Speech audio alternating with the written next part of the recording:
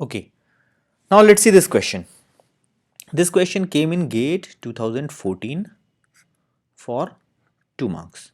The question is, the correct formula for the sentence not all rainy days are cold is what? So there are two predicates, rainy and cold. Okay, so I will just right now handle them with only R and C. Okay, so R means rainy, C means cold. So not C means not cold and not R means not rainy. Okay, so in that sense I will deal with only R and C right now. Now they are saying that not all rainy days are cold. So what is the inverse of that? So basically if you remove the not, then they are saying that all rainy days are cold, and it is, you have to invert that particular statement, right? So all rainy days are cold. How you can write that? You can say that, okay, for all days, for every day, if it is rainy, then it is cold. This means that all rainy days are cold, right?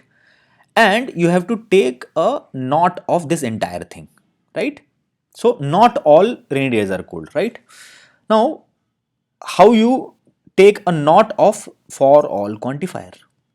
You might be already knowing. You can write it as there exists a particular D, and then after that you take the not of the internal thing also. So you can do something like this, not of this. Okay, so there exists D and there is a not of this.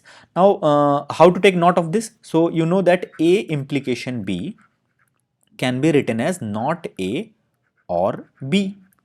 So in the same fashion, this R implication C can be written as not R or C, right? And after that you are taking not of that, this not of that, right? So not of that you will take, then from De Morgan's rule, what it will be? It will be R and not C, right? So similarly here it will be there exists D, okay, and after that it will be R rainy and not